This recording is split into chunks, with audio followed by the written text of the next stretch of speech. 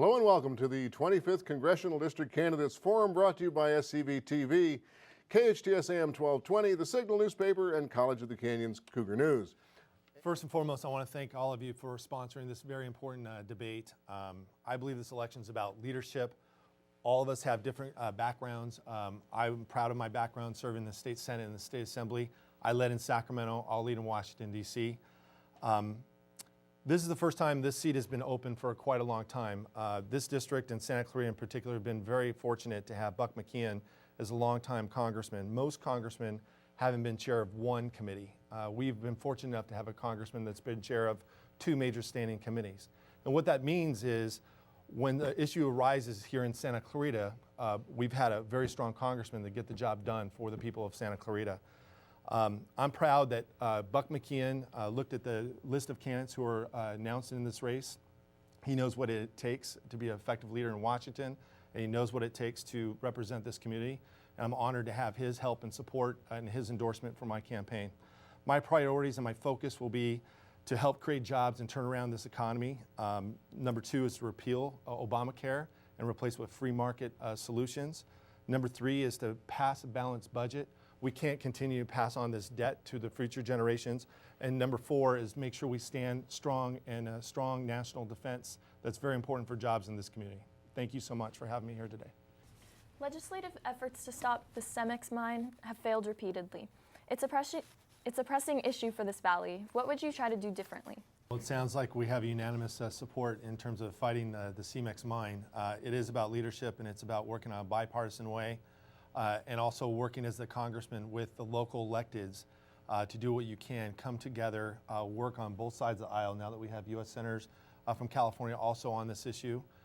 We have these Senate committee hearings that have now just begun, and I'm hopeful that there's a resolution before we get to Congress. But if it's needed, it sounds like all three of us are unanimous in doing what we can to fight for the stoppage of the CEMEX mine.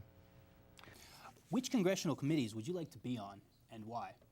I would also like to be on armed services, but I just don't want to be on armed services and just hope that it happens. I've actually already met with the new incoming chairman, Thornberry out of Texas, expressed how important it is for this district to have a voice back in Washington and to Armed Services Committee.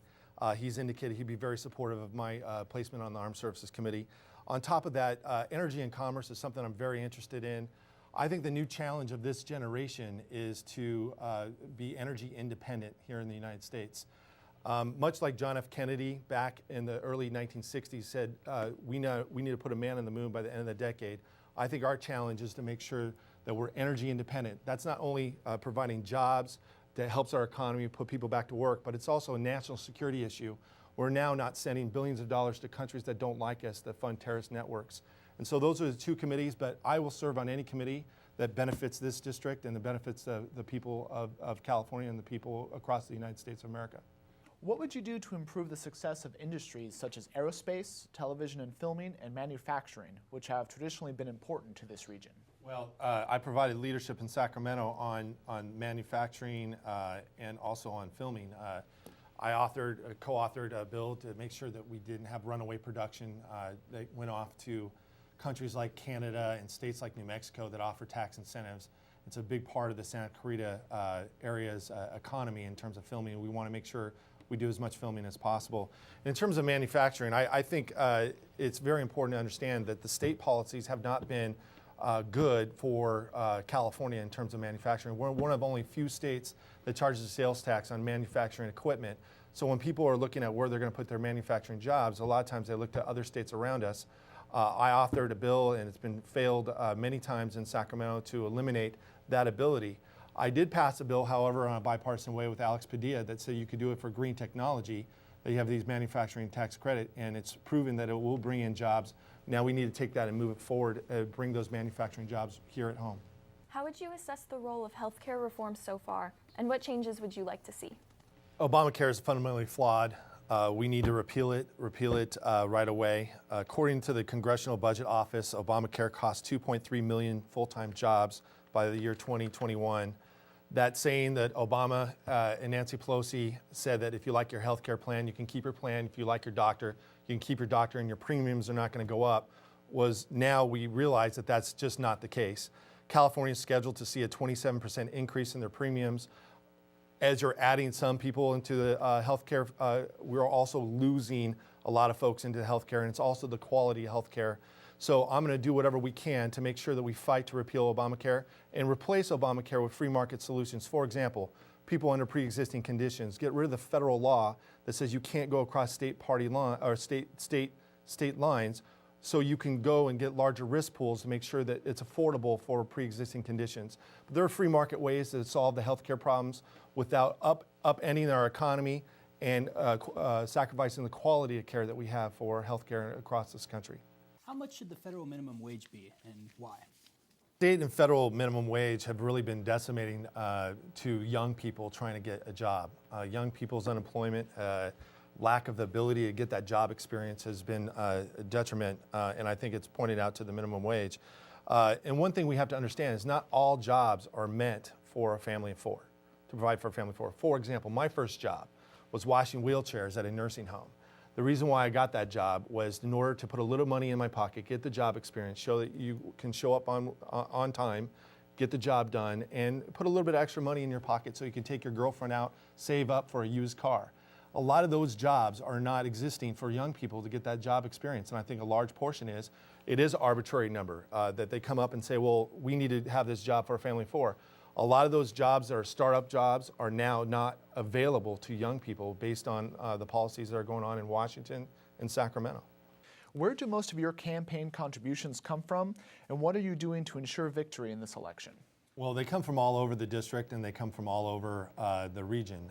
I've been very fortunate to have a lot of support for people who say that they want a strong leader in Washington and they want to support someone who will be effective for this country. I'm very proud that Buck McKeon has headlined a few events for me, but on top of that, it's about me going and asking people to support my vision to go back to Washington. But it's not just resources, and I know the media likes to cover the resources, but I'm leading in terms of people on the website, the Facebook, our Facebook page, our congressional page, in terms of people who have likes on the Facebook page. I'm leading in terms of people who are walking door to door, meeting voters eye to eye. I believe I'm winning this campaign because I think people are starving and they want a strong leader to follow in the footsteps of a leader like Buck McKeon that led this community for a long period of time. So what we'd like to know is what you would want to know from each other. You know, sometimes we don't talk about the personal issues. I would like to ask Lee Rogers, what's your favorite sport? What do you like to do other than your practice and running for office? What do you like to do on your free time? So we just talked ahead of time off camera about how little free time you actually have when you're running for office, and even as a doctor, I mean, I didn't have a lot of free time. I do a lot of traveling, and I think that's always been an interest of mine. I like to see and experience new things. I love tasting new food, and I was also telling you about now I'm having trouble buttoning my suits from being on the campaign trail. But I did just purchase one of those rowing machines, and we were joking as well about the House of Cards episode where Frank Underwood is using the water rower, and that's not why I got it, but I got it because it looks like it's a good workout. It's something I can do at home when nobody else is watching me in the gym, and I don't have to be embarrassed if my form is not 100% correct. Do you think it's ever acceptable to allow for the federal government to shut down or default on its debts? Why or why not? The answer is absolutely not. We should not default. But we also need to understand that we're passing on debt to the next generation. We have $17.5 trillion of debt that we're passing on to the next generation. We need to pass a balanced budget amendment. We need to make those tough decisions in Washington that every family across Santa Clarita and Santa Clarita Valley has to make. They sit at the kitchen table and they're maybe not earning as much as they used to, or they're making those tough decisions. They're not going out to eat as much. They're not going to the movies as much. They make those tough, difficult decisions in their family checkbook. There's no reason that elected officials in Washington shouldn't make those same difficult decisions and balance the budget. I would fight for a balanced budget amendment. I'm also going to fight to lower that $17.5 trillion debt that we're passing on to my two children, Ruby Ruth, who's 8, and Tiny Tony, who's 6. They're going to have to pay that. Our young kids in college today are going to have to pay that. And it's up to this generation to get government back from within its means and not pass that debt to the next generation. Last summer's Powerhouse fire renewed concerns about the U.S. Forest Service policy on firefighting. which has put homes and developments in the Santa Clarita Valley at risk. How do you weigh concerns for housing and development versus environmental priorities? Well, I would work with the local government. Most of those issues are done on the local level, working with the local supervisor and the local city council. We always have to keep in mind a safe environment, but we also have to make sure that we're staying safe. The most essential role of government is public safety, because if you don't feel safe in your homes and your streets and your schools, everything else we talk about, we might as well not even talk about. And on the federal side, that's also a strong national defense. So I think it's very important. Part of the reason why people move to California is for a strong environment, but they also want to make sure they have a good job. And I think it's important for all elected leaders at every level of government to make sure that we keep our citizens safe, make sure that we have an opportunity for everybody to have a good paying job, and then also make sure that we keep the environment clean as much as we can. Well, Tony Strickland, sometimes it just works out that way. You had the first word today and you get the last word. Well, thank you again for the sponsors for having us here in this important debate. This election is about leadership. It's about who's the strongest voice to go back in Washington and deliver day one. And I would like to share just a quick story of the kind of leader you'll have in me if I'm lucky enough to be the next congressman. Back in the late 1990s, early 2000s, this state went into these rolling blackouts. Gray Davis refused to disclose what he was spending these long-term power contracts, these 15, 20-year energy deals. At that time, I asked Gray Davis to release those documents and to tell the people of California how much it was costing to keep the lights on in the state of California. Gray Davis refused. So I did the only thing I thought I could do at the time. I took him to lawsuit, Strickland v. Davis. I remember like it was yesterday, walking to my Republican caucus to say, I'm suing the governor of California, who's with me? And to say I didn't get a warm response is an understatement. In fact, my Republican colleagues told me I was going to end my political career before I got started. I knew it was the right thing to do, so I went forward in the lawsuit. Not only did we sue Governor Gray Davis, we won in court. What we found out was companies like Enron and other energy companies fleeced the people of California, and what ended up happening is those contracts are a higher price than the worst price, what we call the spot market. So energy companies had bad PR, they went back, they renegotiated those contracts, and we ended up saving ratepayers billions of dollars for the next 15 to 20 years. The reason why I share that story with you is that's exactly the kind of leadership we need in Washington, D.C. Someone that will do the right thing even when their own party says you're not doing the right thing, and I'm going to do the right thing whether or not it's good for my political career, because that's why I'm running for Congress, is to fight for the next generation. I'd be honored to have your vote come in June. Well, thank you everybody for joining us. Steve Knight, Tony Strickland, Lee Rogers, candidates for 25th Congressional District in the election coming up on June 3rd.